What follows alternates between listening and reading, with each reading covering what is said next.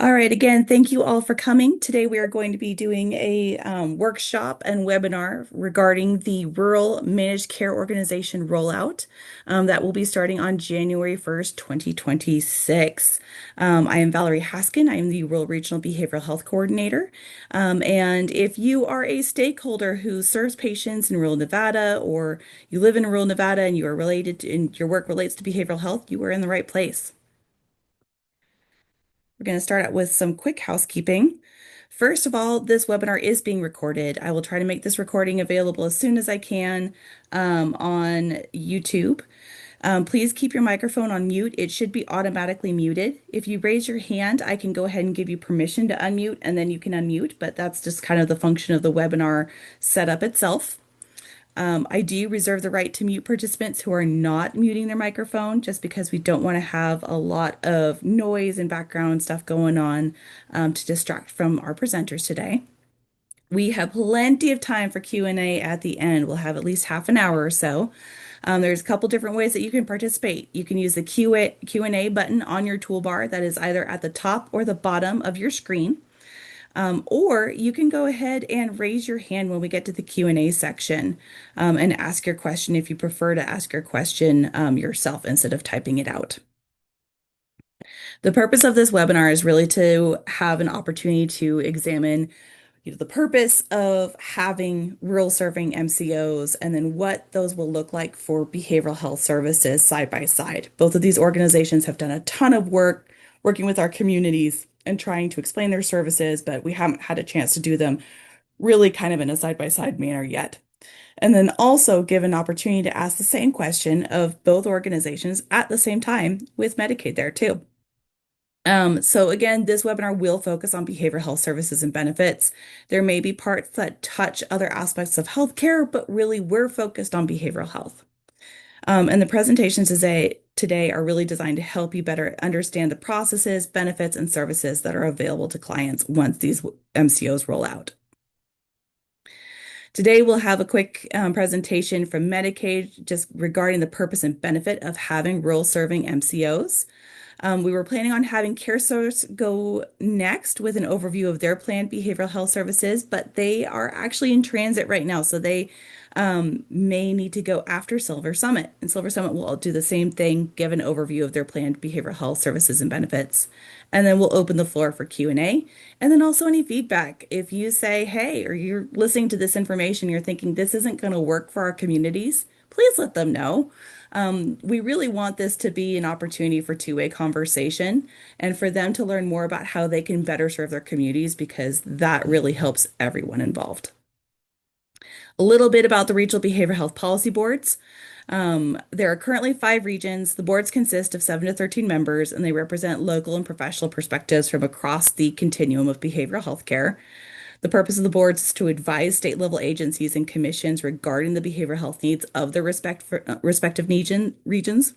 And they are allowed one bill draft request each legislative session. And they're completely volunteer. So our amazing people who sit on these boards don't get paid to do so. Luckily, here are these 5 regions. I serve the rural region, which is there in blue. There's also the Washoe region in pink, the Northern Behavioral Health region in yellow, Southern in green, and then Clark, which includes the southern tip of Nye County, down there in orange. Each of the 5 behavioral health boards is staffed with a regional behavioral health coordinator position. We are the unofficial staff of them. Our work really aligns with the needs of the communities we serve, our board's priorities, and then whatever funding deliverables kind of come down from DPBH. We connect with local organizations and try to find them resources and opportunities that meet their needs. We also work to advocate for communities to state agencies.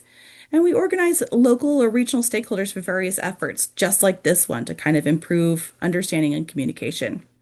We are funded by DPBH through the Bureau of Behavioral Health, Wellness, and Prevention. And with that, I am going to turn it over to our friends at Nevada Medicaid. Good afternoon, everybody. Oh, did you have something else to say, Valerie? Nope, you're all set. Okay, I'm going to share my screen here.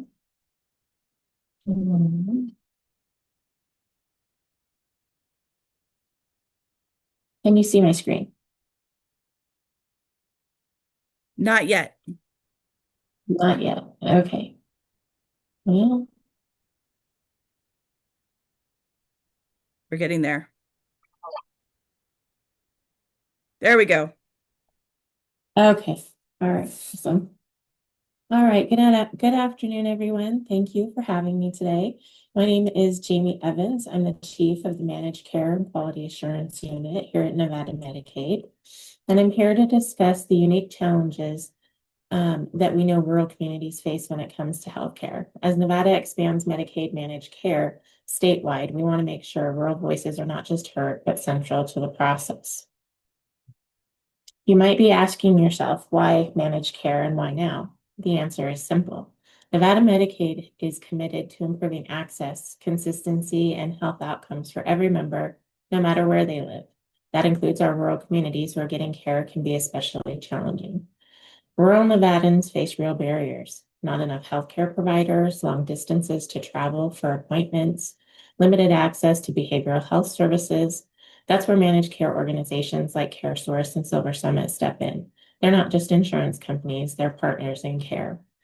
In short, managed care means better coordination, more preventive care, and stronger behavioral health services tailored to the unique needs of rural Nevada.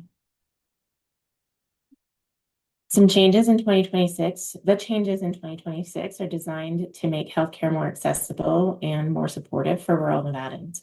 Statewide managed care plans, CareSource and SilverSummit will begin serving rural areas across the state.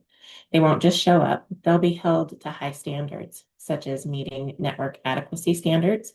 That means enough providers in the right places to serve rural members.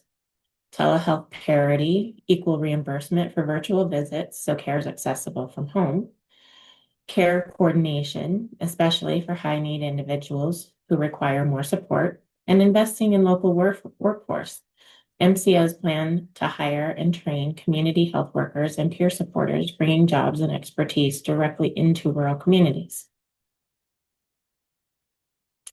CareSource and SilverSummit will cover the same state plan benefits that have been available through fee-for-service, just better. For example, they'll be delivering culturally competent, community-based care.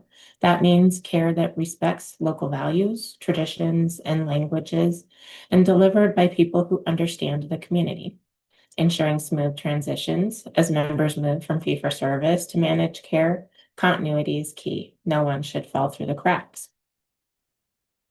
Maternal health support, including doulas and perinatal case managers to ensure moms and babies get the care they need before, during, and after birth. Non-emergency medical transportation, helping members to get appointments when travel is a barrier. And whole person care coordination, connecting the dots across social, behavioral, and physical health services, because health is more than just a doctor's visit. Let's talk about some of the exciting innovations. Through the support of telehealth and remote patient monitoring, especially in areas where providers are scarce, virtual care and monitoring tools help bridge the gap. These services are designed to make sure rural Nevadans receive consistent, compassionate, and coordinated care, no matter where they live. Stronger support for key community providers, including rural health centers, federally qualified health centers, and certified community behavioral health centers. These providers are the backbone of rural care, and our contracted MCOs want to make sure they have the support they need. We're also seeing some creative community-focused solutions like member kiosks and navigators in rural areas to guide people to care, electronic portals and concierge services to simplify access, and hiring locally community health workers, peers, and others who truly understand the community. We're also strengthening partnerships with through school-based services and local education agencies to bring care directly to children and youth right where they learn. These innovations aren't just ideas, they're real changes designed to make healthcare more accessible, more personal, and more effective for rural Nevadans. In wrapping up, let's look at what's ahead and how you can stay involved. We're actively sharing flyers and information with key groups, including panel members, regional behavioral health coordinator, contacts, sending updates out on the statewide listservs. I can put the email in the chat if anyone is interested in signing up for the Nevada Medicaid listserv. But here's the bottom line. Success depends on partnership. This isn't something the state or the MCOs can do alone. When we need you, your voice, your insight, and your partnership. Ways to get involved are to identify gaps in provider networks, telling us where care is missing, spreading the word about enrollment and available services, joining advisory boards and sharing feedback. Tell us what's working and what's not. With collaboration and partnership, we can build a system that truly works for rural Nevada. I'll also put the statewide managed care website and the statewide MCO email in the chat for those that are interested in that information. I'll also put my contact information on the screen here, and I will open it up for any questions. Thank you so much, Jamie. Let's go ahead and hold questions for the end. I know we've got some good ones in the Q&A and some in the chat, but I'm wondering if they will be answered throughout the course of the rest of the presentation, and then we can have some good open dialogue. So thank you, Jamie. I really appreciate it. Um, so I'm going to go Thank ahead you. and pass the baton to the Silver Summit team. Hi, we're here. Good afternoon, everyone. Hey, Donisha. You should have the Hi. ability to share your presentation. Okay. All right. Is everyone able to see that? Yes. Yes. Okay, perfect. So first off, just want to introduce myself. So my name is Donisha Powell, and I am the Behavioral Health Director for SilverSummit. So I am also an LCSW by training, and I'm joined with a few other folks from our team that I'll introduce as we go on, but just wanted to say hello to everyone and thank you so much for your time. And there's my name in big, just in case you need it. All right, so just to kick us off, so SilverSummit has been around and serving Nevada since 2017. And so we work under our parent company, which is called Centene, which is one of the largest managed Medicaid organizations in the United States. And we serve a little over 28 million members across all 50 states. And so what that means when we say we've been here since 2017 is we've had the ability to serve all Nevadans statewide under our commercial plan and better. And then now we were rewarded and had the opportunities to serve the rural areas now coming up in January. And so how we are different and how we like to serve our members is we have those deep local roots. So the folks that we work with work and live in the communities where our members are served. So I am native to Nevada, did all of my schooling and have worked professionally just here in the state. And I think that gives us the unique opportunity to understand what are some of the needs of our members, because they are ourselves and our neighbors, and then understand our providers, since I too once worked in the private sector. And so try to bring those solutions and that innovation to all the programs that I'm able to develop.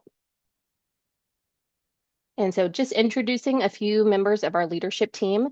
So I'm joined here today by Nicole King, who's our VP of Government Relations and Community Relations. Tracy Arbroath, she is our Director of Rural Health Transformation, including telehealth and transportation. So she should be able to answer some of those questions. And then Christina Galan, who is our Manager of Provider Relations out in the rural areas. And so just to echo a little bit of what Jamie spoke to earlier is why is managed care important? And so a little over 69% of Medicaid recipients are actually enrolled in a managed care plan. And just like Jamie said, we try to be those partners in care to make sure that the wheels of Medicaid and the wheels of services keep going smoothly or as smoothly as possible. And so we like to think of that first in continuity of care to make sure that services aren't interrupted. And that includes access statewide now, especially when it comes to behavioral health and substance use services. I know how important that can be and how crucial it is to our members to make sure that that care continues from one setting to the next across family members and situations. And then education. So hiring folks, like I said, in the community to educate our members on what does it mean regarding health services and having community health workers that can engage them on that basic level and support to all of our members, whether it's education on enrollment, on the benefits, on the services that they can utilize. All right, and so there have been some questions in terms of what is going to be a covered service under a managed care. So I've listed just some general services here on the left. So preventative and primary care, specialty hospital care, behavioral health, of course, maternal and child health services, pharmacy, vision. And then on the right, I'm calling out some of the specifics when it comes to behavioral health care. So that might include a behavioral health crisis when someone goes into an emergency room. An outpatient visit, so seeing a therapist or psychiatrist if they need to go to an inpatient level of care, so a behavioral health psychiatric admission, and that would cover them if there's not that type of service in that area in the community, then that transition to that facility and then back home. Substance use treatment. So that's a fairly new service type that was created at the beginning of this year under the 1115 waiver services. And so that covers outpatient treatment, detox services. So if someone needs detox in an emergency room, but also if they need to go into residential services. And so we partner with those providers to, again, transition members into residential care and then back out into their communities. And there can also be residential care for youth as well. And so one question that was posed before we jumped on today was, what does it look like if services are authorized through fee-for-service first, and then someone flips over to a managed care side? So at least and I hope my team here corrects me. So for an inpatient stay, if you have fee-for-service and then you're flipping over to managed care, fee-for-service is going to cover that for an inpatient stay. But for outpatient, we would continue to honor that authorization either through the authorization period or 90 days, whichever comes first. So for the providers on the line, please don't worry. We will cover that authorization. And then if a new authorization is needed following that, you would work with myself and our team to get those services covered if an authorization is required. But we do have authorization checks on our website. So if there's ever a question on, hey, do I need an authorization for this? I'm not really sure. You can always reach out and we can help you find that answer. And we'll speak a little bit further on it later on, but we understand that it's not always easy to access these services. In some communities, there may be providers for these existing already, but in others, we'll work with existing groups to either help bolster these services, bring them in where needed, or help connect families to telehealth services. All right. And so just a little bit of how do we identify and locate our members? And so a lot of this comes from, honestly, from providers just like you. So members, of course, can self-report that they need some assistance. It may be getting a notification from a provider saying, hey, I have someone who could benefit from some additional support. Maybe it's a community provider, and the health plan also has some internal reporting to show, metrics and utilization. And so we use a bunch of different means to locate our members. Just in how behavioral health members work, maybe this is someone who doesn't traditionally have a phone, maybe they're unhoused.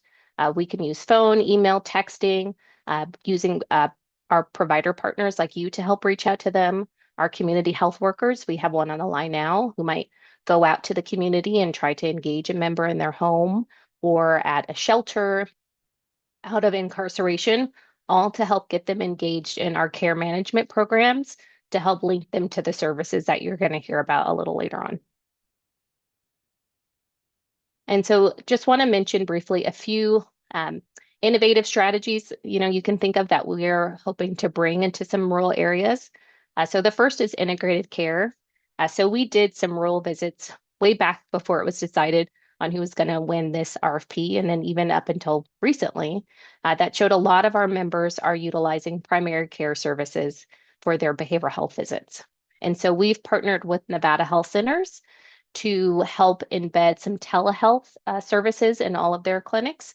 So we're working with a provider called Focus Mental Health, and there will be a telehealth service visits located in all of those Nevada Health Center clinics, as well as working to hire community health workers to also be there to support in-person care coordination, behavioral health engagement, and social determinants of health. So helping to get members who may need housing assistance, food, transportation, and just being a bridge for us getting them to an in-person provider like a CCBHC or another provider where maybe there's not that immediate access. There's something that, a member can see a psychiatrist, they can meet with someone until that can happen. Next is our support centers. So currently we partner with an organization here in Clark and in Washoe County called Novum Health, and they provide brick and mortar support centers or resource centers. And so we found that this has really helped our members, especially those who might be unhoused or who have co-occurring substance use. It's a place where they can go that is, off of the street while, maybe they can't return to a shelter. They can engage with the care manager. They have same day access to appointments, snacks, and things like that. And we've really seen, as you can see here down below, that 40% of our members, they seek substance use treatment when they're accessing these centers. And there's a 30% reduction in emergency room visits tied to the centers. Now, we haven't identified, we have identified counties where we'd like to place these based on where we see our members living, but we are looking for partners to help in this work. So if there's any interest, I'll make sure that you have all of my contact information because we'd love to partner with some of you providers to uphold these in your communities.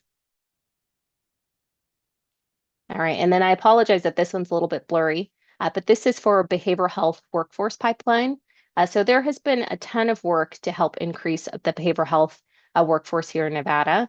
I did my training here in Nevada, and so I know how hard it can be to find an internship site, to get your hours, and to really have that support and that mentorship as you become a fully licensed clinician. And so we partnered with an organization called Motivo, and we launched that this August for rural-based interns who need support finding a clinician to supervise them. We have a solution where Motivo offers virtual supervision. So this is a clinical supervisor who may be living somewhere else in the state, but they offer virtual telehealth supervision to the intern, and SilverSummit will cover the cost of that internship for the 2 years that's needed. And so the only requirement is that the intern lives in and is committed to working with rural Nevada communities. So if you know an intern who might be interested, again, please reach out because we would love to support them and help keep our interns here in Nevada and working with our members. And so now I'm going to pass it on to Christina Galan, who's our Manager of Provider Relations, to speak a little bit about her work and how she helps to support our providers. Yes, thank you, Donisha. I appreciate it. All right, next slide, please.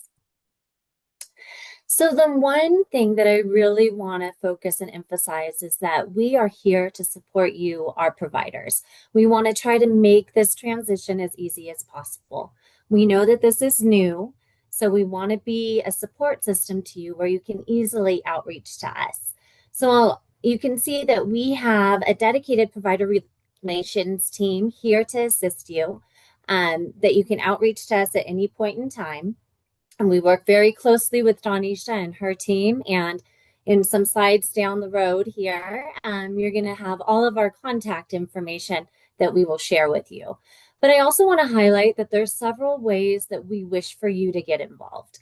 We definitely have advisory committees that you can join. We also have a member advisory committee where we're speaking to our members on what their concerns and what their needs are.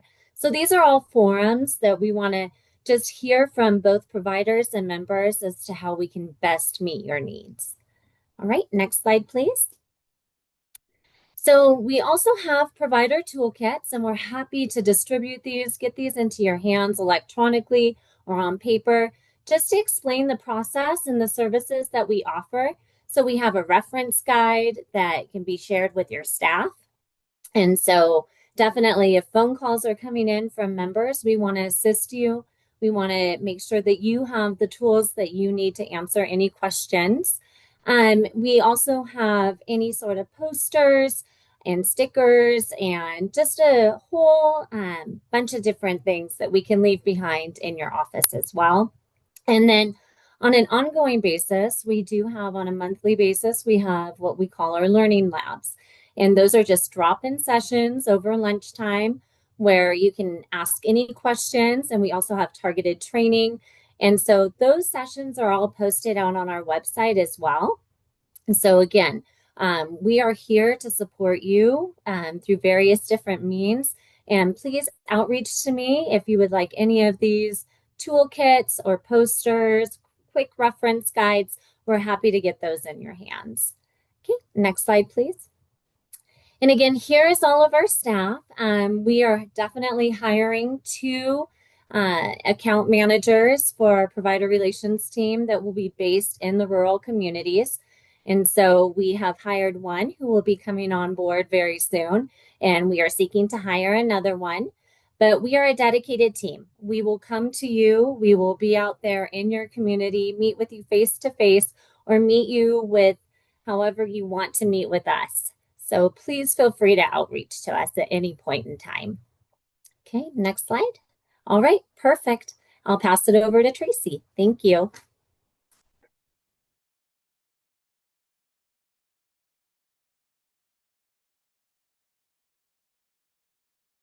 Good afternoon, everybody. I'm Tracy Yarbrough. I'm the Director of Rural Health Transformation, Telehealth, and Transportation. Next slide, please. We do have several telehealth offerings that are available now, and we're working towards adding some additional ones. But we want you to know that our #1 telehealth resources are the providers that are in our network now.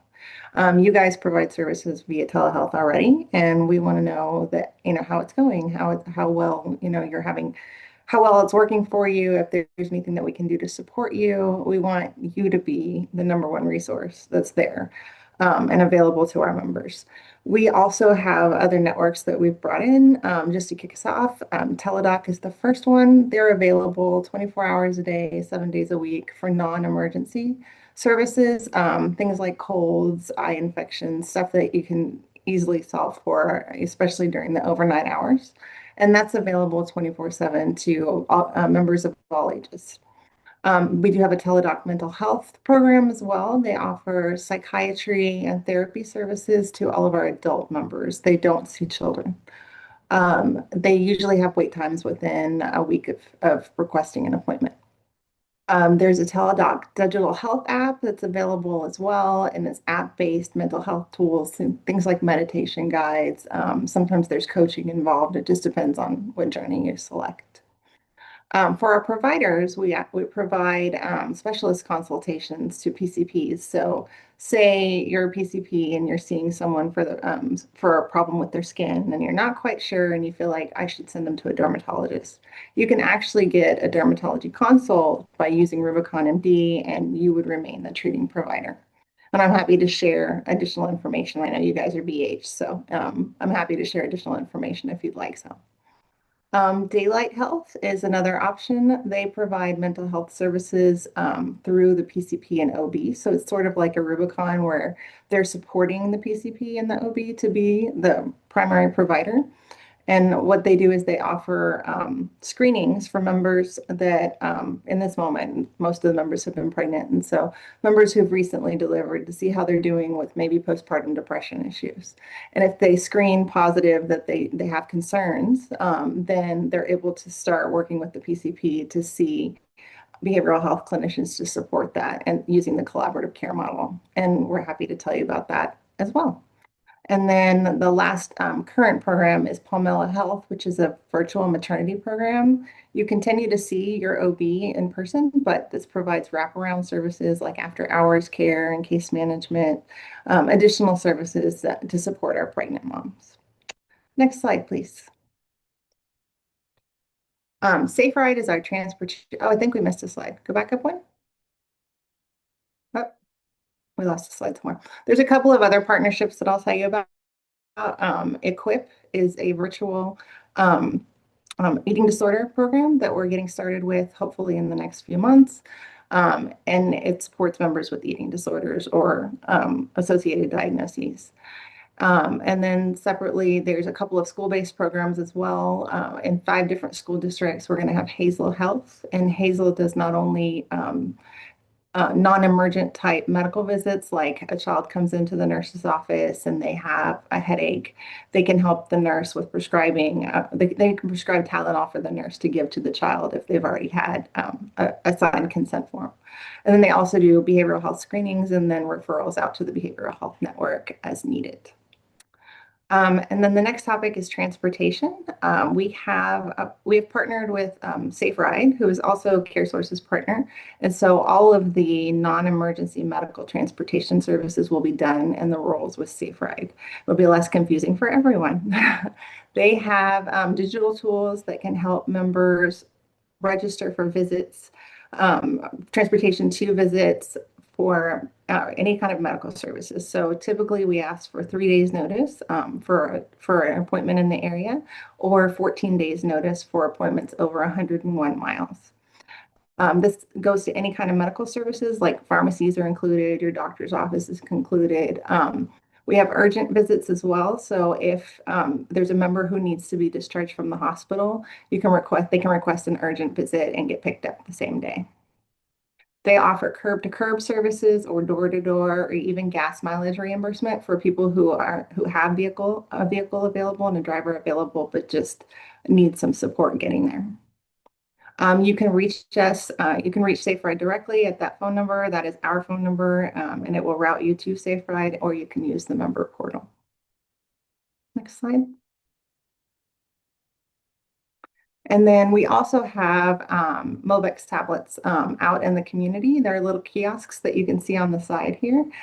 Members are able to access the information with the QR code on their own phones as well. So they're not just tethered to a tablet in a particular location. But we do have 2 locations. One is in Fallon, one is in Esmeralda, and then we have 3 more coming soon in the rural areas. We are open to partners who are interested in partnering with us to provide this this kiosk to locations that have some space for us.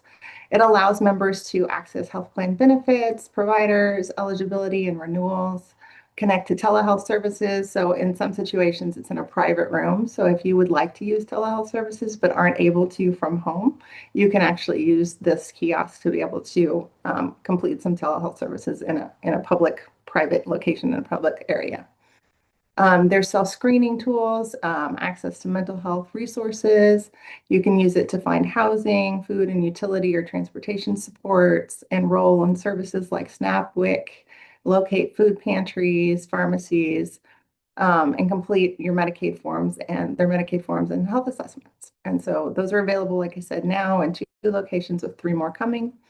And let's see, next slide.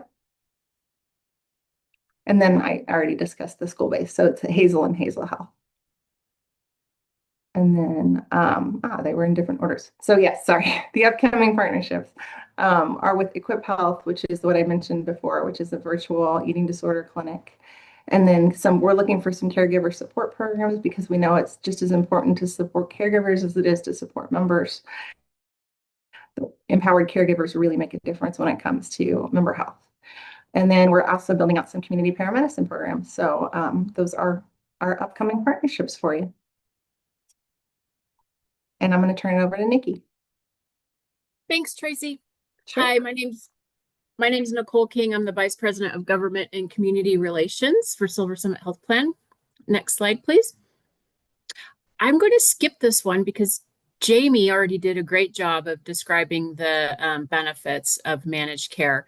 So I wanted to talk a little bit about the process of how this change is going to happen. We've been out in the community educating providers and community-based organizations for the past 6 months. At a very high level and in the most simple terms, what's going to happen is that in October this month, the fee-for-service population that is moving into managed care, they will get a letter from Nevada Medicaid telling them that changes are coming and to make sure that they keep their address updated. So if there's any messaging that you could give right now to the Medicaid population, it is make sure that your address is updated so that they get the information that they need from Nevada Medicaid. Because in December, they're going to get a really, really important communication from Nevada Medicaid, which is telling them which managed care organization they have been assigned to. They do not get to choose out the gate. They will be assigned to either SilverSummit or CareSource.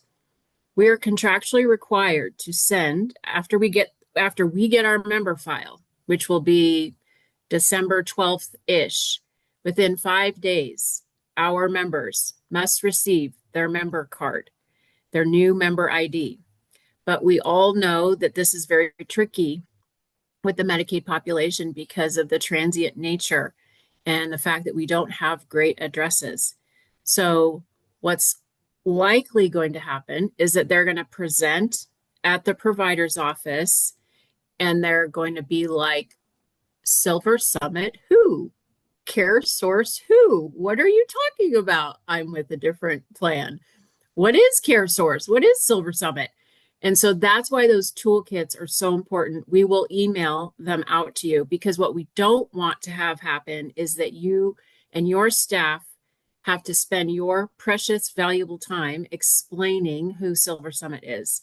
So we have all of the resources that you need that you can just hand to the member, including a little business card with our member service phone number so that they can call and learn more about SilverSummit, including calling and getting a new member ID if they didn't receive it in the mail. In January, that's when we go live, 1/1/26. And within the time period of January to March, members can switch health plans. So if they feel like SilverSummit is better, they can choose to switch one time in that period between January and March, and they can choose to switch over to SilverSummit. And that's a very simple process. There's a very simple form that must be completed. We provide that information as well within the toolkit. Okay, next slide, please. So I know that you all really wanted to understand the staffing model that we have. So at SilverSummit, we take the community network just as we see it as just as important as the provider network. So I manage the community network. All of the staff and the organizations that provide the services that our members need outside of the behavioral health and medical office space. So all of the housing, the justice, the food pantries, the counties, all of that. We call that the community network. I have 35 staff today doing this work in Nevada. They are all Nevadans. So you can see on the slide here that I have rural staff today doing housing and justice services. You may have met with some of these folks already. They have been out in the community already trying to meet with everybody. Look, we understand that the housing services are not really available in rural Nevada. We are building solutions in partnership with you already today. And we are investing dollars as we speak to build capacity within rural communities to build up housing support services. So I don't want you to hear for SilverSummit, this is not future state. This is happening right now. Next slide. I also have a team of community health workers that are today in the state, in rural Nevada, working on behalf of SilverSummit, going out and educating the community on the changes that are coming to Nevada Medicaid. And so again, here are their pictures. You can see where they live, and we are committed to Nevadan. I'm a native Nevadan, 4th generation. My mom was born in Ely. Rural Nevada really matters to me. And one of the things that we were adamant on was that we would be hiring local from the communities that we serve, because it really is the only way, the best way to deliver the Medicaid services. Next slide, please. So one of the things that we've been doing, as I said, is that we've already been out throughout rural Nevada for 2 years now. We've been doing this on listening tours and meeting with folks to explain who SilverSummit is, what's our approach, and to get comfortable with each other, right? Because it is kind of weird, all the different services that managed care provides. It's not like regular health insurance at all. I think that you will find that we are an incredible partner when it comes to surrounding the community with the resources that we can bring to bear. So any type of health event, health fair, anything, we want to be there. We will be there. My team attended alone 1,500 events within this year already. I mean, we are out and about. That is what we do, to educate on Medicaid and to also help our members understand the vast array of benefits that are available to them. Next slide, please. I've already kind of gone over this, but right now we are doing these in-service staff trainings, and we're gearing up to do more virtually to train your staff on the benefits that SilverSummit provides so that you are fully equipped when this transition happens. Next slide, please. Here's a QR code. We will be sending this deck out. I encourage you to scan it. Give us your contact information so that we can participate in your events, and we can also do a one-on-one in-service with your team. Next slide, please. One of the best things about managed care is that we get to offer value-added benefits. These are just a few of the value-added benefits that are available through SilverSummit. And we will be offering summer camp and licensed childcare for our members through the Boys and Girls Club out in rural Nevada. We also provide transportation in addition to the medical services. So if they need to go to the WIC office or to DMV to get document recovery, we do that. For our justice-involved population that has exited detention or prison and they complete a program, we provide them with a laptop. There are so many different value-added benefits that we offer, and we need your help in educating the population on the benefits that are available to them, in addition to the traditional benefit package. So we will be providing your office with these lists because it helps you guys too, the providers. Some of these benefits, these value-added benefits, the member must complete a healthy activity in order to be eligible for the benefit. So it's one of the ways that we try to drive healthy behavior as well. Next slide, please. Another wonderful thing about community or about managed care is community investment. So we have a requirement within our contract where we must give a certain percentage of our profit, but we go way, way, way beyond that percentage at SilverSummit.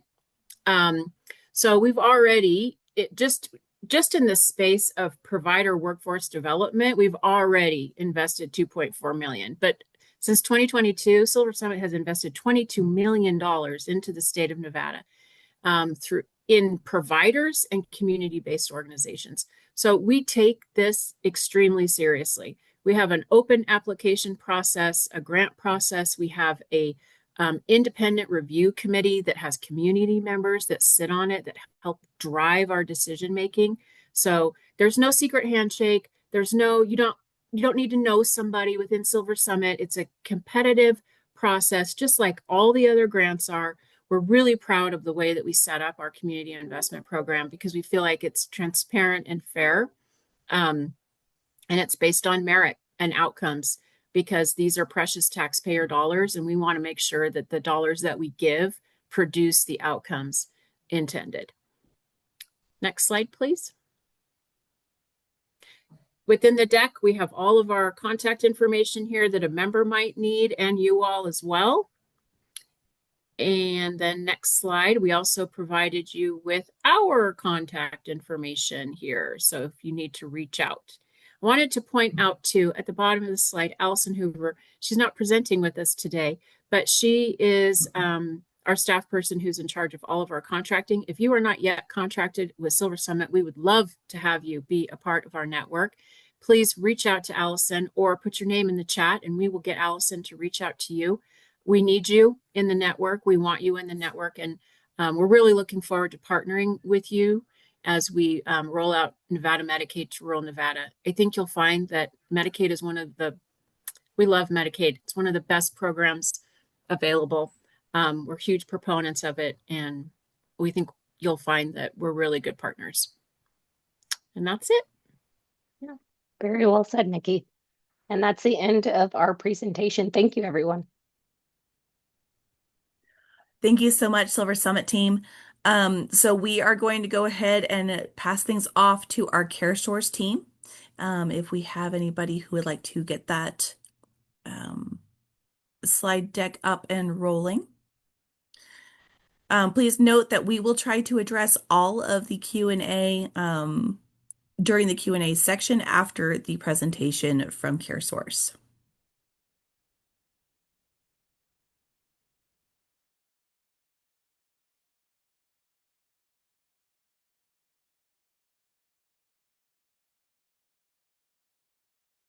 And for those of you who have put questions in the Q&A, we will address them again towards the end, particularly those that may apply to both of the MCOs, so that we can make sure that we hear perspectives from both organizations. Thank you.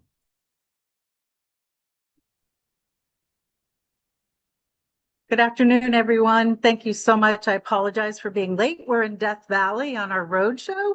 And as you can imagine, we were working on getting internet connection. So let me make sure I can get the deck up so we can get started.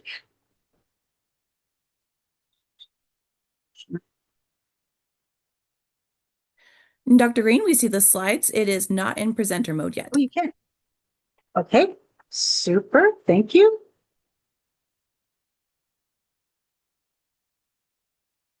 Okay, presenter mode. Can everyone see the slides? Yes. Okay, good to go. Thank you so much. I'm Dr. Tracy Green, and I serve as the Chief Medical Officer for CareSource Medicaid, and really happy to be here today. I'm going to get started again. As I mentioned, sorry to be late, and thank you to SilverSummit for getting started while we were on the road. I very briefly just want to share some little facts about CareSource. I know we are the newest entrant, the first nonprofit managed care plan. I want you all to know that we have over 2 million members. I know we're new to many in this community, but we're not new to the United States. We've actually been around since 1989. And as a nonprofit plan, we have no commercial plan. We have no stockholders. We only do federal programs. So Medicare, Medicaid, DSNP, and Marketplace. So what you'll see is that we are bringing 3 Marketplace plans as well as a Medicaid plan to Nevada. And what I did want to share is this is the map of where we are. And I'm really happy to say that Nevada is the first of our Western program as we merge West. What you'll see is we have quite a few states, in fact, 15 states that we're in across the nation, with many of our states Midwest and East. I just want to start by saying that our approach from the beginning has been a rural first approach. And what do we mean by that? We mean that our primary goal was to expand access to care in the rurals and to be sure that in the transition from fee-for-service to managed care, that we were able to provide services where there are gaps. And as you all know, there are many gaps in rural Nevada. And we're going to talk a little bit more about our behavioral health model and our strategy for identifying and providing care to the rurals. I will also say that we are, as I mentioned, nonprofit, which means our commitment to communities is quite different. So you all know that there's community reinvestment. We did agree that whether or not we make profit, we'll be contributing $500,000 in this first year. We also have been already, as mentioned, that we have been really contributing. And one of the things we're really proud of is we've given a $5 million grant to the Rural Hospital Association to really help our community and our rural providers transition to managed care. So lots more, and I can give you more information about that grant project as we go through. So instead of looking at all of the rural communities as one, what we did was we looked at where communities access care, where communities travel for care, and we developed what we call a hub and spoke model. And what you'll see down below here is the hub. These are our urban providers that will be providing services to the rural communities. What we did was we divided the rural communities into what we describe as 3 communities of care. We know that there are similarities in many of these communities, and so we have a southern community of care. That's the roadshow we're on today. So that covers from Pahrump, Tonopah, Beatty, Ely, all the way through Caliente, Pioche, down through Mesquite, and to Boulder City. That's the roadshow we're on for this trip, and we'll be here all week meeting with the critical access hospitals to really share with them our program. We also have the central region, which includes the Fallon, Fernleys, and the Tri-Counties. And then we have our northern region, which is your Elko, Lovelock, Winnemucca, down through that whole side of the rural communities. Again, we divided it and provided for each community a behavioral health home, which is a full network of psychiatric providers at all levels so that we are able to both address outpatient care and crisis care. We'll also be providing response teams to every emergency room throughout the entire state in order to be able to address our members immediately when they're in crisis and bring them right into the fold of our programs. And of course, if they need to be admitted, assure that they're admitted with our teams and that our teams of providers in the behavioral health homes follow our members all the way through outpatient. We see this as an added way to increase available resources to our PCPs, to our federally qualified health centers, our CCBHCs, where sometimes it's very challenging addressing the complex needs of our behavioral health clients. And we see this opportunity to bring in the resources of over 100 psychiatrists, social workers, and licensed clinical psychologists and social workers as well. So again, looking at the hub and spoke model, where our hub providers in urban Nevada are both, we call it hybrid. They'll be both in person and virtual in the rural communities that they're assigned to. And the real exciting part is that we're doing value-based contracting with these behavioral health providers in order to drive quality and drive outcomes. So we really believe that this overlaying of higher specialty care is a big gap in our rural communities.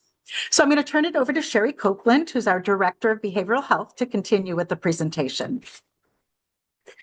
Hi, everybody. I'm Sherry Copeland. I'm the Director of Behavioral Health. Thank you so much for allowing us to talk a little bit about CareSource today. So just to follow up on what Dr. Green is talking about with the behavioral health home model, a lot of thought and planning and time have gone into sort of creating this model based on within the communities of care, deep relationships that have been built over many years with the providers, very significant providers in our communities. We have behavioral health homes who have, what Dr. Green described as psychiatrist networks with specialty care, outpatient. They also have diversionary levels of care that they offer. So talking about the rapid response model, what we were learning in the rural communities, what we've known is that oftentimes when there's a behavioral health emergency in the rural communities, there's a lot of times there's the first place that they can go if there's a critical access hospital is the emergency room.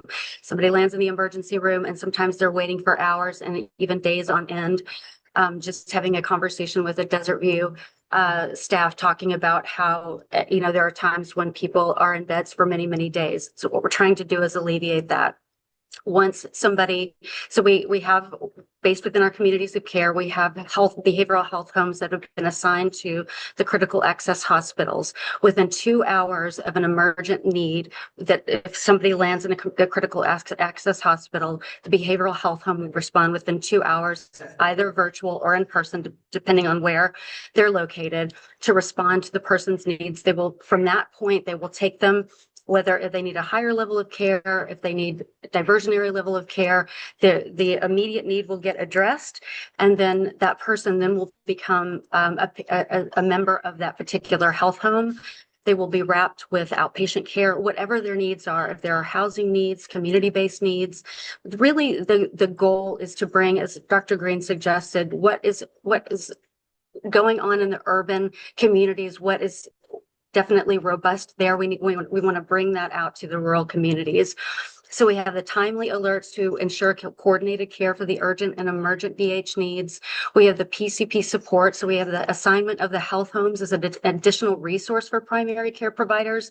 So once if a member has access to behavioral health home, they've gotten the support that they need, perhaps they need ongoing care, they will remain with the behavioral health home until they're ready to be released and back to the primary care that they can continue to get care there.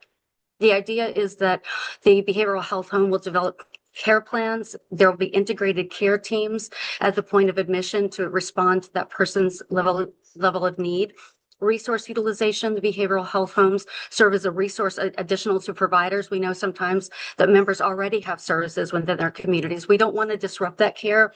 We want to augment that care. We want to make sure that we're providing the services that they need outside of the services that they're already receiving.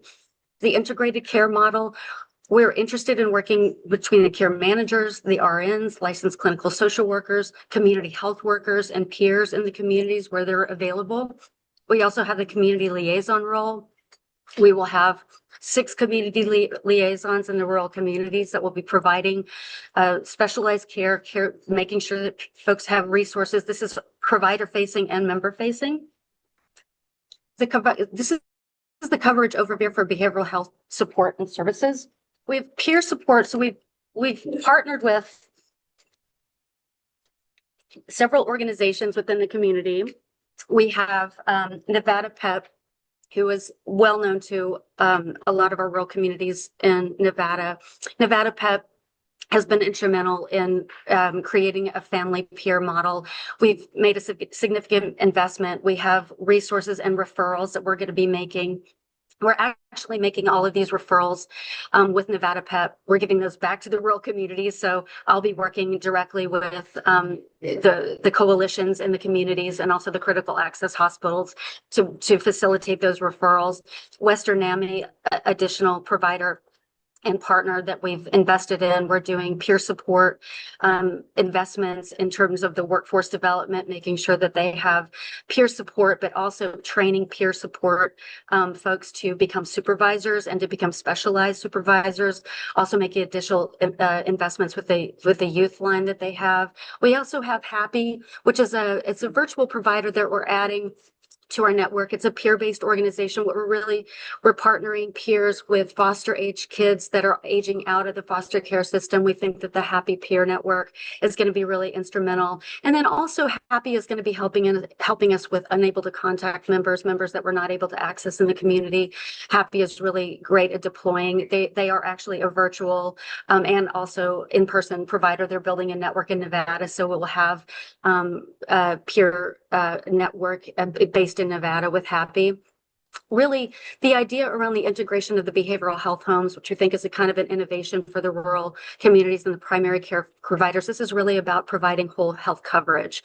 We know that a lot of times, or what we were hearing, is that when people access behavioral health care, a lot of times there's no follow-up. Or there's very little coordination of care. So what we're really making sure is that these health homes are on point. They're incentivized by their contract with quality rewards to make sure that they're following up after hospitalization, making sure they're wrapped, making sure that they have community-based services. If it's a child and a family in need, they will have resources. We'll make sure that they have the support and the care that they need from an outpatient level. If they need a diversionary level of care, our behavioral health homes are also, on point and willing to partner with us to build those types of resources for the rural communities as well. We talked about crisis stabilization and the rapid response teams. So what we're really doing, a lot of the roadshow, we're building, we have the relationships with the critical access hospitals, but really talking to the staff and the providers in that community to make sure that they understand who we are and that they have numbers to reach the health homes directly. Again, we have additional partnerships that we're doing. We know that diversionary levels of care, IOP and PHP, are limited in the rurals. We have a partnership with CHESS, which is a self-directed app for SUD for folks that are struggling with substance use issues. It could augment care after inpatient level of care. It could be for someone who's experiencing rising risk and needs a little bit of extra support. Chess is also an app where you can access resources through the app. There's coaching involved. So we think that, it's a pilot program, but we're really excited about the partnership. We also have Charlie Health that we're networking with, or we're including in our network. It's a virtual IOP. Charlie Health, if some of you don't know, really started out in the adolescent behavioral health space. They've expanded to adults as well. They have a very robust network nationwide, but in Nevada, they're building, and they're currently getting credentialed in Nevada. And again, the virtual services are really here to complement the in-person care. We know that in-person care is really, really important, but we also know that sometimes virtual care is going to be needed. We have a way to we do have our network team on today, gratefully, Billy Miller and her team, becoming a participating provider. We're here, we'll share the deck with everyone and make sure that you have a direct contact to becoming a provider. I'm going to pass it back to Dr. Green to talk a little bit about non-emergency medical transportation. But what we will say is we have partnered with Safe Ride. There is unlimited non-emergency medical transportation in the rurals. Really excited about that. We know that non-emergency medical transportation is a need in the rurals, and we're really excited to sort of bring that to there. Thanks for your patience. Just a little bit about workforce, because, a big part of what we need to do, I believe, in Nevada, and we feel very strongly, is to expand the available workforce and to give our communities an opportunity to become a part of the workforce. So Sherry did speak to our peer mentorship program. Again, really looking at the role of the peers in our behavioral health programs and the importance of peers and lived experience. In addition, trying to create a family peer model and also a youth peer model, which is really an adolescent peer model. And we're looking at the kids aging out of child welfare to begin to develop perhaps a training program for these kiddos, because we know they have lived experience and many of them are moving into the workforce. So developing peer training programs, peer teaching programs, and cross-training. In addition to community health programs, as you know, peers and community health workers as providers that can be billed for, we want to make their work sustainable. We want to make it so that they become permanent parts of our care delivery system. So we're also looking at cross-training many of our different workforce members to become community health workers. One example is our community paramedic program. So we're looking to expand in 3 of the rural hospitals community paramedicine. But in addition to that, we're looking at cross-training community paramedics to be community health workers. So imagine if you visit a member in their home as a community paramedic and address their concerns, perhaps the next week you can return as a community health worker and again expand the opportunity to prevent either readmission, recrisis, or reaccess to urgent care. So trying to expand the roles of individuals that are impacting care, allowing them to develop a more sustainable relationship with our membership. We're also expanding life coaching programs and what we call life options specialists that will be specific to the In Lieu of Services program, which we will be offering. Again, I also want to share with you, we are bringing in 2 very exciting networks into rural Nevada.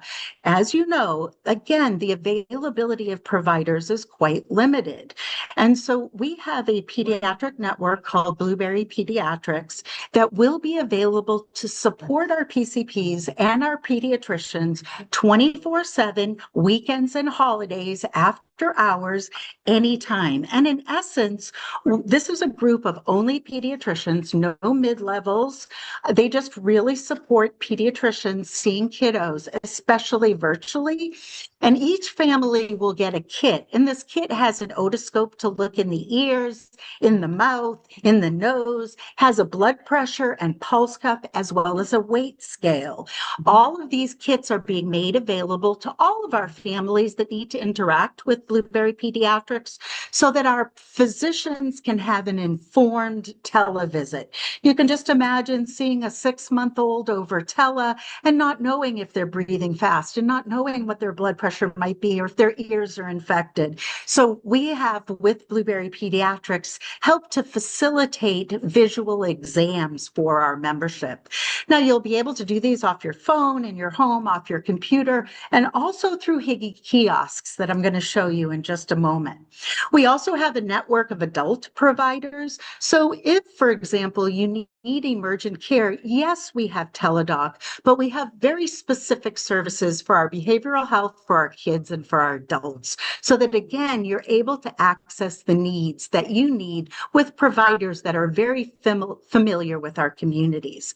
I also want to say that if you do have a televisit, say, for example, you get a prescription, you can either get a safe ride, because we are covering unlimited non-emergent medical transfer, but also we have something called script drop. So if you have no car, you have no access, we do have availability to get prescriptions to you. So again, really important to facilitate the services in rural Nevada so that access is possible. And again, just leading into the access model, really what we understand is that, and we have found, urban Nevada probably has hundreds of psychiatrists, but how do we move them to the rural communities? And again, that's how we're looking at our hub and spoke model and incentivizing our providers for quality outcomes. We're also going to be placing Higgy kiosks throughout the community. And this is a picture of our Higgy kiosk. And what you can see, so these will be in areas where people are already coming. So for example, in Fallon at the Nazarene Church, every Thursday at the food bank, which is really right next door to the church, there are 350 families that come to the food bank every week. Well, we really believe that this is an excellent opportunity to give access to clinical services, access to your gift cards if you have your flu shot, if you do your prenatal visit. And so again, the Higgy kiosk will also be available to all of our providers. So say, for example, you have pregnancy-induced high blood pressure and you need your blood pressure checked, we can have you have your blood pressure checked, document it straight into the Higgy kiosk, and it will get to your provider. So again, a way to merge those rural spokes to the hub so that all of the resources that are available in the state are available to our rural communities. And the last thing before questions is our value-added benefits. And I know Nikki was able to share some of SilverSummit's. This is our CareSource list of value-added benefits. But what I want to tell you is these are intended to improve care delivery. And so again, we want to know how our communities feel about the value-added benefits. We want them utilized. We're going to be tracking them. And if they're not valuable, we're going to be changing them into things that are valuable. We feel like this is a really good place to start. And I just want to call out a couple of things. One of them is our quarterly over-the-counter allowance. Again, just having $40 or $50 every quarter for diapers, for Pedialyte, for Tylenol, for things that are not usually covered, you will have available access to some dollars for over-the-counter. Again, it's not likely to cover all the needs of the family, but it will help to support the family's needs. Also, we chose Sam's Club this round. We've done both before. We want to hear what your thoughts are. But again, having that available, WW Health, or what was traditionally Weight Watchers, again, a special program where you can do this program at no cost to any of our members. So there's a number of other things. If you have any questions, I'm really happy to review, and Sherry is here as well. We will have a lot of contact information. As you can imagine, our offices are opening, our lines are getting established. So in the next 3 to 4 weeks, we'll have contact information. I do also want to let you all know that we are actively in our credentialing process. And as Sherry mentioned, Billy is online. If you have any specific questions, she is here as part of the panel to answer any of your questions. Our network is open, and Sherry and I are building some community profiles for rural Nevada, because where there are gaps, we're going to be looking to fill those gaps. So again, a real opportunity to find the gaps, fill the gaps, and see how well we're doing. And just to add one final note, the 6 community liaisons we are hiring for, we're hiring from the communities in which they live, not for Clark nor for Washoe. We already have our hired community liaisons. We want them all to be rural, and we are really interested in rural community individuals that live in the communities that they will be working in. So if you know or have any ideas of individuals, you can refer them to myself, to Sherry, or in LinkedIn is where you find the actual application. And I am going to just very briefly close with, we have a number of rural innovations that I think are very exciting. We're working with critical access hospitals to increase beds for behavioral health, working with the hospitals around swing beds to hopefully get a few beds designated in rural Nevada. We're also doing no prior auth for any critical access hospitals and any rural clinics. So there is no prior auth for any services, inpatient or outpatient, for any of our rural partners. Why? Because prior auths can be barriers to care, and we don't want any barriers to care in rural Nevada. So more to come around that. We call that our premium gold card. So again, that's the premium gold card, no prior auth for our rural communities. And again, we have significant supplemental networks that we're building to bring more docs and more providers, and supporting graduate education to have more of our local students stay here in Nevada to work. I'll stop there. Happy to answer any questions. And Sherry is here as well. And thank you. Thank you for having us. We really appreciate it.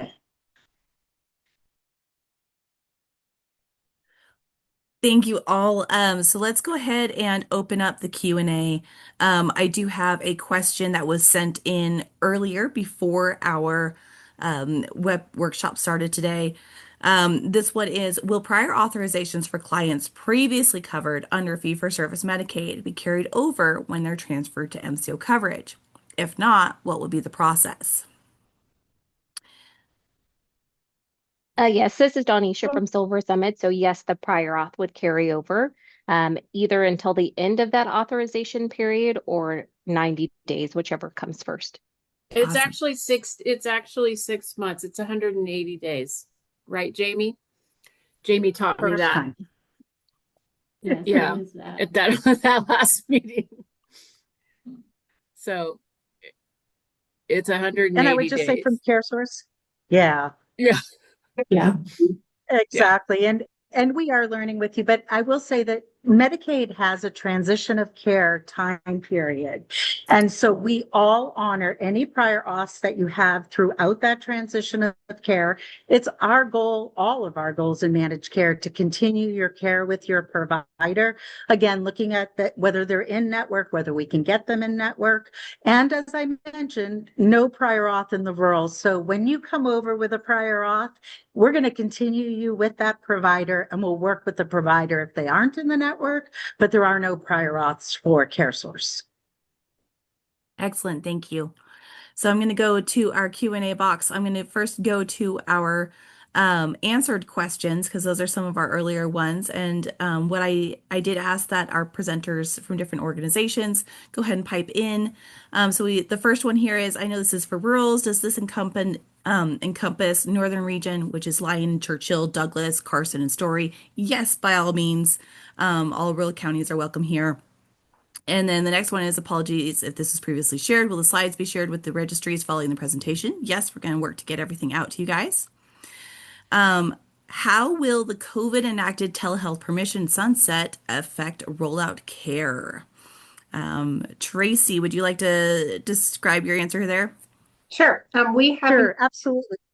Oh, there's two the other Tracys. My Tracy. Go apologies. ahead. Tracy Y. How about that? Tracy, why? Wait, why am I echoing? Yeah, so we haven't received any notification stating that anything is going to change. We don't have any plans for anything to change, but if something were to, we would definitely let you know as soon as possible. Dr. Green. Ditto. Exactly right, Tracy. Perfect. All right. And then from Amy, we have, I'm curious about who will be providing the transportation. In Elko, we struggle with MTM driver availability. How will this look different? Thank you. So let's go first to CareSource. Sure. So happy to say that both CareSource and SilverSummit are using SafeRide, not MTM. We're confident that SafeRide will meet the needs of our members, and we really believe that, one, happy to have the same provider for all of the rurals, for both of the MCOs, but we think this is going to be a very different model than what you're experiencing with MTM. Okay, so question about that then, just from the information that I've heard from some of our local stakeholders, what is usually kind of the setup and wait time process from the either care coordination or the client standpoint? So if somebody gets an appointment with a provider and it happens to be in 2 days, that's great.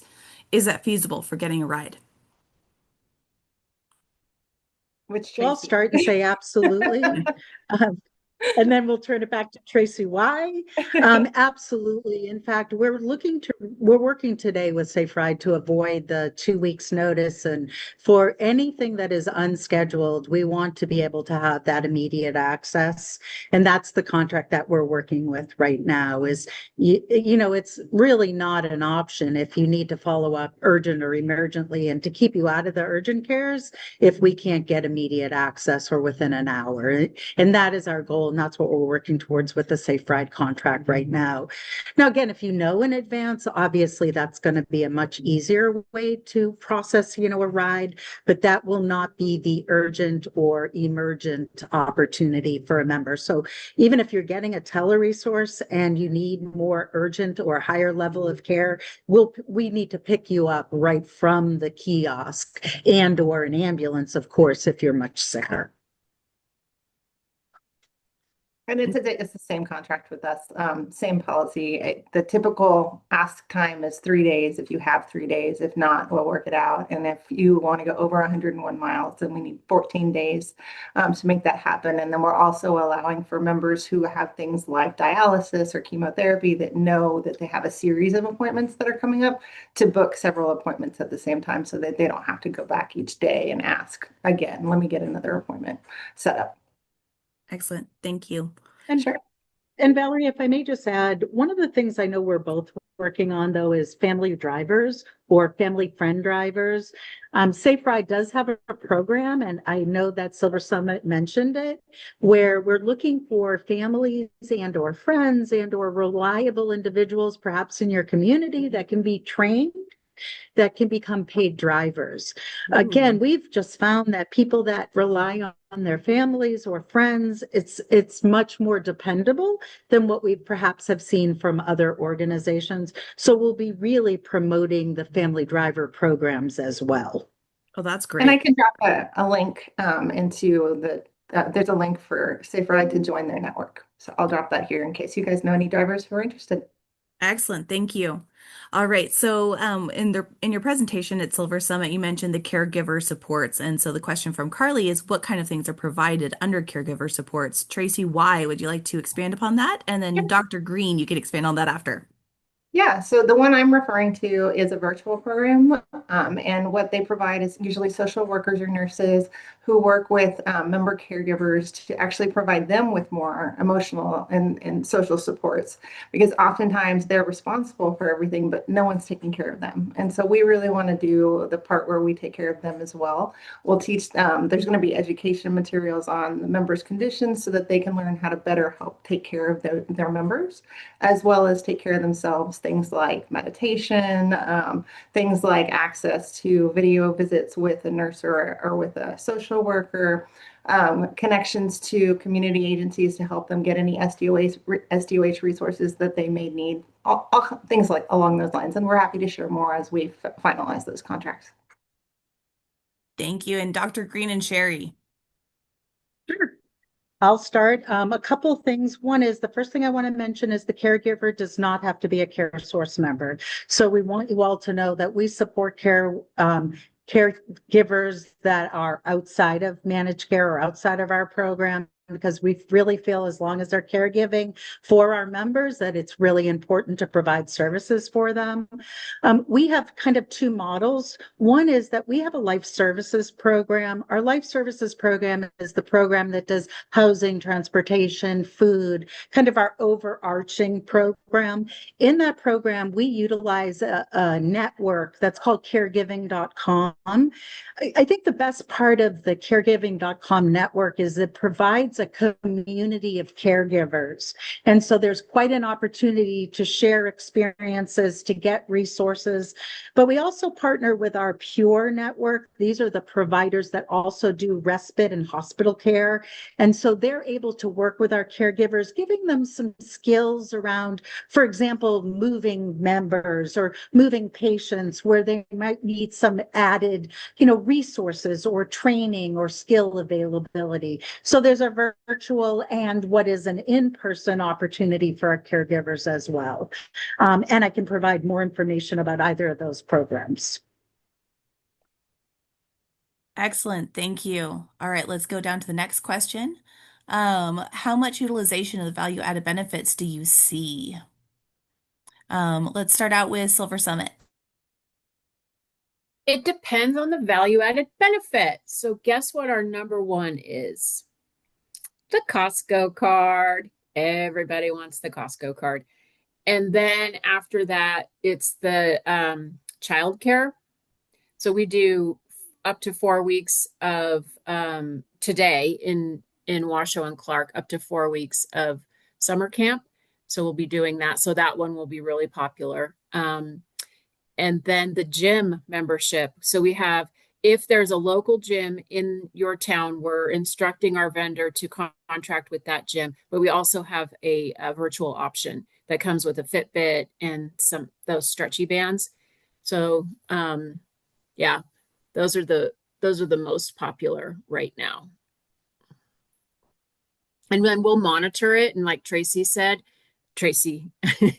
Green said, we look at it annually and make determinations as to how to adjust, because we really sincerely want the members using the value-added benefits. We spend a ton of time developing them, implementing them, and so we do want them utilized. Now, the other ones that are heavily utilized are maternity care. So our members that are pregnant or who have just given birth have an entire suite full of benefits, including a car seat, a crib, pack and play, $45 a month to go towards diapers for the first year of life for the baby. After they give birth, they get a spa day. All of these are predicated on them participating in our maternity care program, right? So those are when I was saying we use these benefits to drive healthy behaviors. That's one of the ways we do that with our maternity care program. And that's why the benefits are so rich and valuable. Excellent. Thank you. So that we have healthy babies. And Dr. Green? Sure. Well, I can't tell you how they will be utilized in Nevada, but I can say that historically across the nation, value-added benefits are not utilized. The interesting thing is when members are asked why they picked a particular plan, they say it's for the value-added benefits, but we have seen incredibly low numbers across all of our plans across the nation. And that's why we really, as Nikki mentioned, and we're very interested, we need to know if these are the benefits that make a difference for you, more than just did it make you sign on, but are you willing to actually engage? Because as Nikki mentioned, and I know I mentioned previously, these are really low utilization across the board. And I know that it's one of the state's initiatives to really increase utilization of value-added benefits. And if not, change the benefit or fix it. So that's important. We're also hoping that the Higgy kiosks will give us an opportunity to make access to benefits. What we've heard is it's too hard to get the benefit. So we're going to try to address that. And once we get it, we can't get the gift card. We don't have a mailing address, or there's too many complications. And so again, trying to avoid that with easier access to some of these benefits. Good to know. Thank you. All right, for the sake of time, let's keep on trucking. Our next question is to clarify, families will be assigned to an MCO to begin with and will not be able to choose, so providers will need to be credentialed in both, correct? That might be a good question. We do have a question from Care or an answer from CareSource, but that might be a good one for also Nevada Medicaid. Jamie, yes, members are going to be in the rural areas are going to be assigned to either CareSource or SilverSummit. They will have their assignment will be effective 1/1/26. They'll have 90 days to switch to the other MCO. If the other MCO is not contracted with a specific provider, then unfortunately that provider then is out of network. So it's not that providers are required to contract with both, but it's definitely encouraged since they're the only two MCOs that are out in the rural areas, or will be out in the rural. Thank you. And then we're going to go next to is ABA considered behavioral health with the MCOs? And I believe that would be behavioral analysis. And hi, this is Donisha. I put in the chat, but yes, it would be a behavioral health covered service. And CareSource, anything on that? Same for CareSource. Yes, I think what we have, we know, what we've learned around ABA and the rurals in particular is that there is very limited access. There's some support, provided in the schools. I think going back to the network, Blueberry and other providers that we're contracting with in the urbans, we're really working with them to see how much they can deploy in the rurals to provide that developmental assessment that they need to get the early support services. If it's a child that's before the age of the assessment can occur, to provide sort of the parent resource trainings and things like that. So we're really working with some key providers in Clark and Washoe to sort of expand those services. I think that's going to be definitely something that we're really focused on. We know that it's a real need, but yes, it definitely is a covered service for Medicaid. Thanks for the question. Awesome, thank you. So another question about prior authorizations. So will prior authorizations be required for certain services, such as service coordination? And so a little bit of back and forth on that. Can we get some clarification from SilverSummit and CareSource on that? So from the SilverSummit side, yes, some codes may require prior authorization. I put in the Q&A our pre-auth tool check where you can see, depending on what that CPT code is, or you can always reach out to me to help answer which code might need a prior auth. So I'll just say, as I've mentioned before, no prior auth, no prior auth. That's no prior auth. And again, yes, the answer is, as was given by SilverSummit, for our urban providers and for some of our community providers, this is a critical access and rural clinic offering. So there are some prior auths for other services, but none for any of the critical access hospitals or the rural community centers.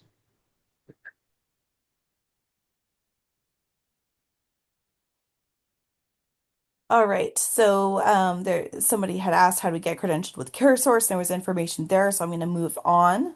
If you're interested in more information about getting credentialed, I believe there's also information in the chat as well.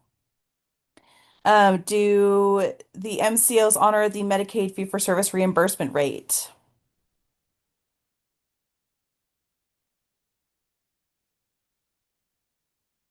This is Start Billy. for CareSource. Oh, go ahead, Dr. Green. Go ahead, Billy. No, even better. I wasn't sure. So go ahead, Billy. Yep. Hi, this is Billy with CareSource. And yes, we do honor the fee-for-service reimbursement rates that are set by Nevada State Medicaid. And then there is also an option as we're working through with our providers to ensure that our providers are aware of what some of our quality rewards will be by way of quality measures and incentives. And we'll have those conversations with you all after we have gone live. So we look forward to reaching out to you all and having those conversations future state.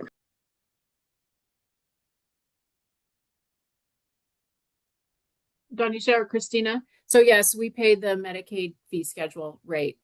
And for critical access hospitals, we pay the, I don't know what it's called, but the enhanced rate, or what is it called, Christina?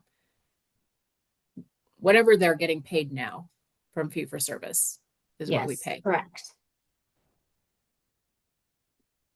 Another question here. It looks like, is it accurate that members will be responsible for copays? And if so, what will those costs be? No, No never, No. never. Yeah, Oh. and same for CareSource. There will not be a copay at all. There should not be any balance billing at all that takes place for any of the members. Please do not bill Medicaid members. That causes a lot of problems. So no, there's never a copay for Medicaid. All right. And when are the contracts with providers to be finalized? As soon as possible. Yeah, Now, some of them are please. yeah, some of them are final today. Others I know are in the works. So if you haven't had a conversation with someone from Silver Summit, please reach out. We can connect you to Allison, who Nikki pointed out is leading our contracting conversations with providers.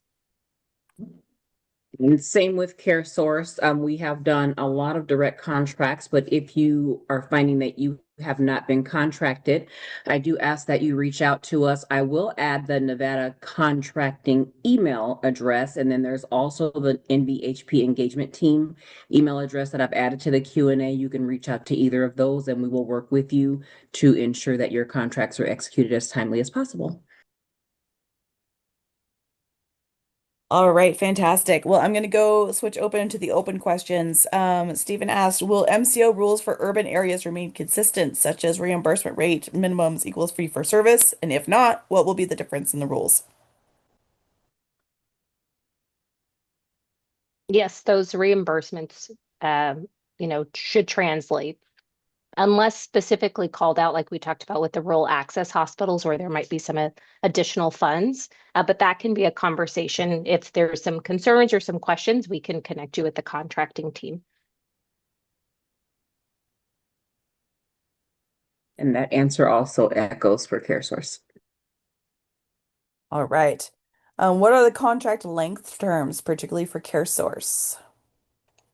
Contracts are evergreen, so if you sign the contract today, that contract will be evergreen unless you come in and you ask for any type of rate reimbursement, any questions in regards to your contract, or if there's something that needs to change for any specific reason. Of course, we would do an addendum, but contracts are evergreen. They will not time out. Excellent. Thank you. Mhm. As a provider, I have heard less about this transition than parents. Is there a specific Medicaid link we should be signed up for to get information? Would somebody from Medicaid, maybe Jamie, like to let us know specifically which listserv would be best? This is Jamie, and I did put a link to the page in which you can sign up for multiple listservs. I will have to go and look at that to find the name of that one, of All right. the most appropriate one. Thank you. And if there's a specific one that you would like to send me to send out to everybody who's registered, please let me know. Will do. All right, next question. What TPAs do you work with, if any? For example, primary care provider practices are currently billed to Intermountain rather than fee for service, SilverSummit, etc.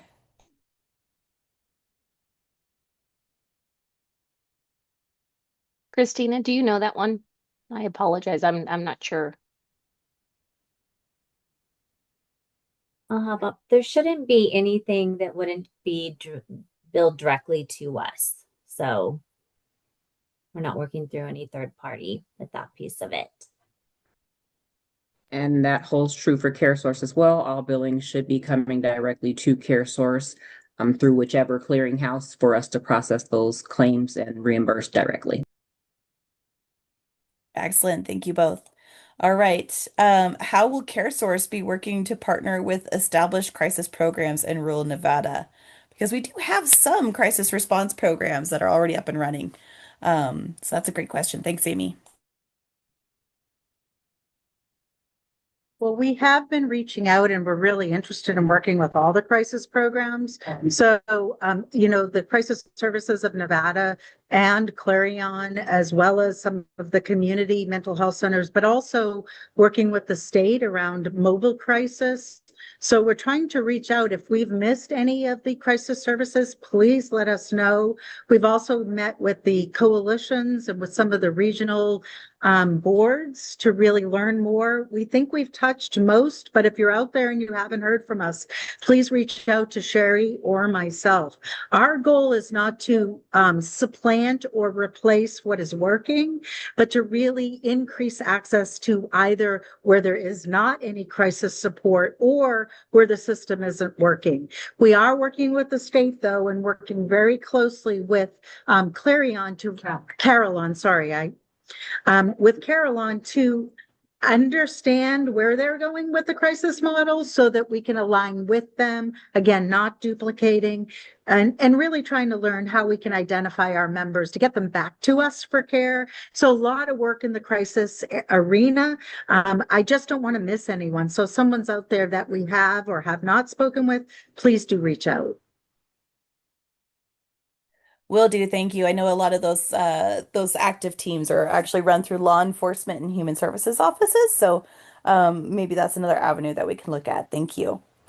Great. Okay, so the next question is, how do you get the kits for Blueberry to families? Do they have to make a connection, a follow-up relationship?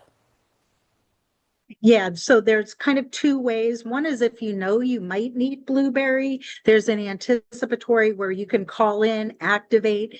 There's sort of, I would call it a Blueberry network so that you can call Blueberry, you will establish, we'll let our members know. When you call member services and you get your greeting letter and your greeting meeting, you'll learn more. But two ways. One is with an active care. So when you activate your care, they'll get a set to you, or and we like this better, is our families to call Blueberry early on, and we'll be talking to our families with kiddos to say, we want you to call, we want you to activate, give your information, even your numbers, so that when you are accessing for an urgent care, they'll validate the information, but we don't have to start from scratch and you'll already have your kit. And by the way, they are to keep. We do know that sometimes things get lost or things happen, so we're not even going to address that. They are for our families to keep. Thank you so much. Great question from Jacqueline. Sam's Club is not in any rural community to my knowledge. Is there a better option for our rurals? Somebody else chimed in that Costco isn't either. So when it comes to those kind of cards, for the value added benefit, is there another option that could be available? They ship. So Costco ships.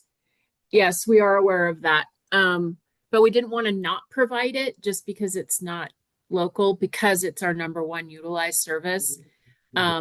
So they do the mail. And then we also have, similar to what Tracy was talking about from CareSource, we have the $30 every quarter per member that can be utilized at any CVS for over the counter. So, and it's not a household, that's not household, that's member. So every member gets that $30 and can be used at CVS over the counter. That's a really good point, Nikki. And the other thing is we need to hear from you. Again, just like Nikki said, we don't want to not offer it and both offer the delivery. But, is it Family Dollar Store? I don't know, but we want to hear from you because we do need help with these value added benefits in the rurals. What is meaningful to you? We're going to start with this list, but it's not stagnant. We want to hear from our members. We want to know from our providers, is there a better resource? Is it something like a Dollar General just because they are available in the communities? We want to hear from you. We're open. And I know SilverSummit as well, that we want to do what's best. But just like Nikki said, we didn't want to not offer it to the rurals. But at the same time, we do understand there are no Costco's or Sam Clubs in the rurals. And so what would be better. And if you're not going to utilize the delivery, then we're going to see in lack of utilization of the value added benefit. And then we're going to come back and ask the community, probably in the form of a stakeholder group or our member services. That's the other thing. I really want to get members involved in our member services, because when they become part of the member advisory committee, their voice is heard by all of us. Our member advisory committee is part of our quality program. And so again, if you have opinion or a member out there, we want to hear from you, and we would love to have you on our advisory committees.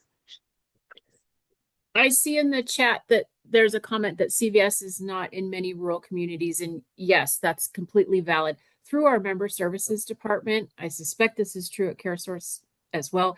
You can see there's very little ways that we differentiate, but you can call the member services line and we have a catalog. And so the member can order their products through online, or excuse me, through calling member services and get them mailed to them. So there's other ways. That's one of the great things about Medicaid, is that there's always so many points of entry to make sure that we're always reducing barriers. Yeah, and I do want to say that, despite the fact that we're separate managed cares, I am really proud of the fact that we have an open relationship with SilverSummit. A lot of the team, we've all worked together in this community for a long time. So I think you're going to see a collaborative relationship. It's our goal. We understand this is business, but we don't want the members to feel like there's separation. We're working together. So just like Nikki said, we don't actually use the CVSs because of what you just described, but we do have an online book or catalog, and that's how we do it. But again, if CVS were to make sense, we want to be open and available. These aren't stuck in stone. And again, collaboratively, we are hearing things like there are no CVSs, so we're going to keep with our catalog. But maybe the Rexalls we know are in some communities. So if that makes sense, we want to be open to hear from the members about what they need and how we can help make that happen. I mean, I saw something about the community health centers or all the rural clinics throughout rural Nevada. Any services provided at the rural clinics that might have provided or required prior auth will not. So it's all the critical access hospitals and all of the rural community clinics. Okay, so to piggyback, and I'm happy to give you a list to. Yeah, Go that ahead, would Valerie. that would be great, because there are a lot of providers that are utilized outside of DPPH rural clinics and CCPHCs, including nonprofit organizations and also the FQHCs as well that are located out there. So I'm going to skip down to great question. Why not partner with rural ABA providers instead of shuttling them to telehealth from the urban areas? We have no one reach out to us. So, I mean, is that something that you guys would be open to, if maybe we could work with like the licensing board for ABAs? So And so, Sherry and I, oh, I'll sorry, go ahead. just really quickly. So Sherry and I have been working on community models for all of our rural communities to work with our behavioral health homes. And honest, if you're an ABA provider out there, please get in touch with us, because what we have found, we've been in Dr. Packham's book, we've looked at the state licensures, we're trying to identify where these providers are. And boy, there's a paucity in rural Nevada. So if somebody's on the line, please reach out to Billy Miller. You are on the top of our list. And we absolutely don't want to do virtual if there are services in the communities. So please just reach out to us and let us know, and know that we're actively looking for you. We're trying to build these community models so that gaps like ABA, we have some solutions for our health homes so they have some referral opportunities. So please reach out. And I apologize, I jumped in there. Wasn't sure if that was for SilverSummit as well. But if there are any ABA providers that you feel like, hey, SilverSummit has missed me, I haven't been spoken to, please feel free to reach out to us. We do have ABA providers across the state. We understand that this is a barrier for many of our families, and have an outreach campaign where we actively outreach to our families who are on ABA waitlist and try to partner them with providers just like you. So would love to hear from you and love to hear more about your services. Excellent, thank you. This is an interesting question. Do participants have to be legal citizens to utilize these programs? That might be a good one for Medicaid to answer since they will be doing the enrollment. Sorry,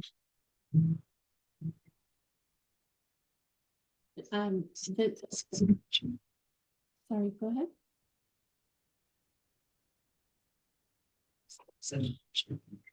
Hi, let me answer this, BJ. It's Patty. Yes, they do have to be legal citizens to be enrolled in Medicaid.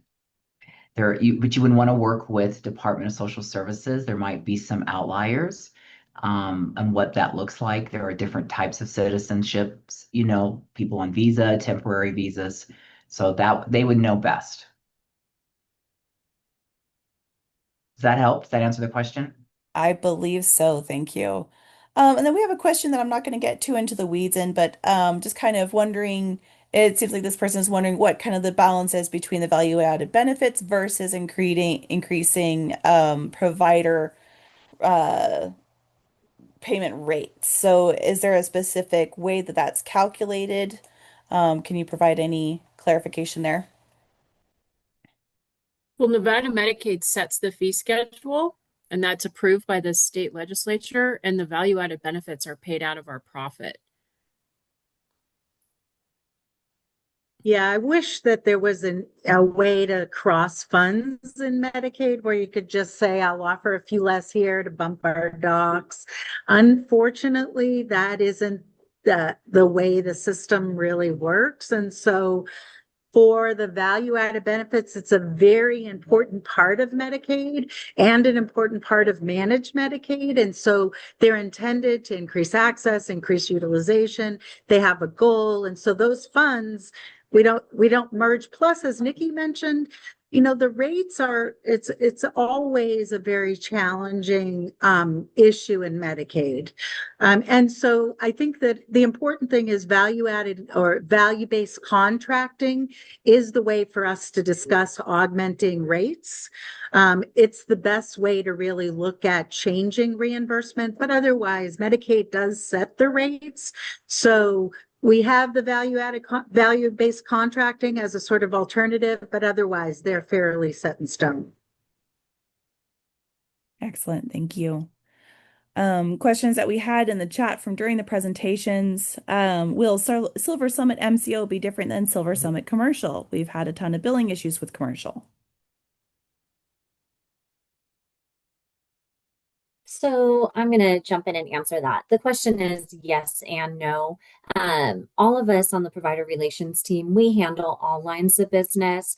So from the Ambetter marketplace side to Medicare to Medicaid. In regard to claims, if there's any outstanding issues, please outreach to me. We are happy to look through those claims that may have been an issue for you in the past and just take a deeper dive and getting a resolution.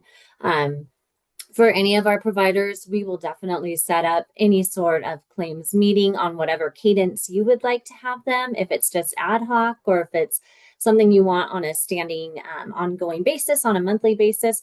We're happy to review anything with you for those claims. So, but all of us are able to assist with all lines of business. Excellent. Thank you so much. And then the next question is there a different credentialing process for SilverSummit Medicaid versus commercial, SilverSummit or Ambetter? Yes, there is. And that process is through Verisys for Medicaid. I dropped in the chat contact information in regard to that and who to outreach to on our contracting team if you need any additional resource or support. Gotcha. Thank you so much. All right, next question. I know Medicaid fee-for-service is pretty good on paying claims within a few weeks. Commercial plans, maybe not so much. How are the MCOs going to keep up the same timeline? Well, it's not all about money. If we don't get paid on a regular basis, we will not be in business long. I answered that in the chat as well. I would say about 97%, if not 98% of our claims, when billed, if they're a clean claim, get paid in a turnaround time of about 14 days or less. So we really want to get that claim paid as quickly as possible upon receipt. And also answered in the chat for CareSource, but echoing about that same percentage, 96 and 97% of our electronic claims are paid within 21 days of receipt or less. And if it's a paper claim, a clean claim is paid within 30 days or less from the day of receipt. Thank you. All right. I think those are all of the questions that I was able to grab. Are there any more questions before we call it a meeting? If you want to use your raise hand button, you may do so. If you want to ask your question live, you can type it into the Q&A. Oh, we got a couple more in the Q&A. More so likely for members, but what utilization of Medicare versus Medicaid 101 have you seen nationally be provided by each company?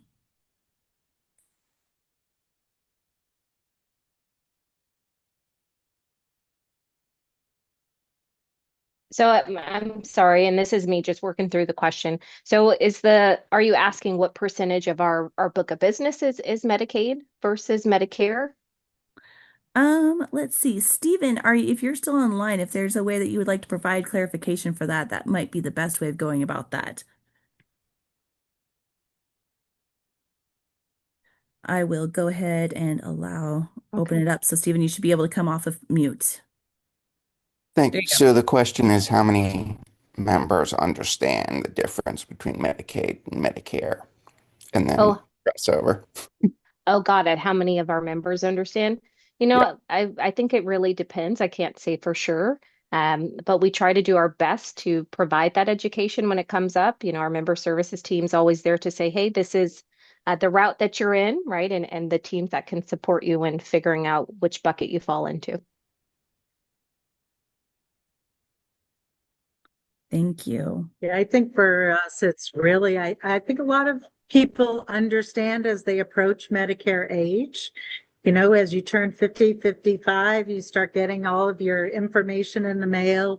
I mean, we do the best we can in addressing it, but I think as we're looking at the population under age 65, we're really focusing on Medicaid with that population. So, but I think the question is excellent because I don't think the community as a whole understands managed Medicaid, Medicare, even, you know, Medicare Advantage. So there's a lot of work that can be done in helping to explain things.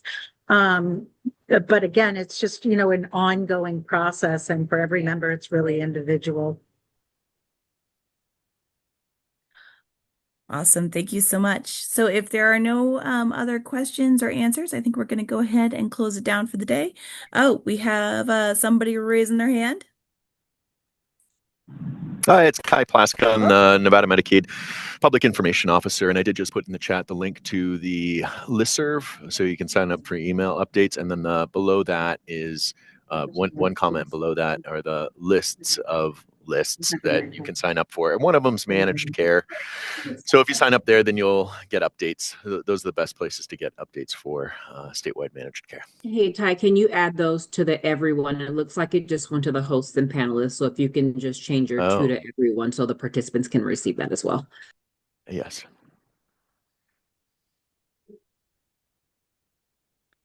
Excellent. Thank you. And I'm trying to copy paste this as we go so I can add this to our materials afterwards as well. Well, thank you all so much for everything. I really appreciate it. And I hope you all have a lovely afternoon. Thank you for all of the expertise to our panelists. And thank you to all of our participants for the great questions and openness and candor that we had here. I think that it's really helpful to kind of get some things out in the open and just have these questions answered and moving forward. So thank you again, everyone. And I hope you all have, sorry, my apologies. I got two more people with hands raised.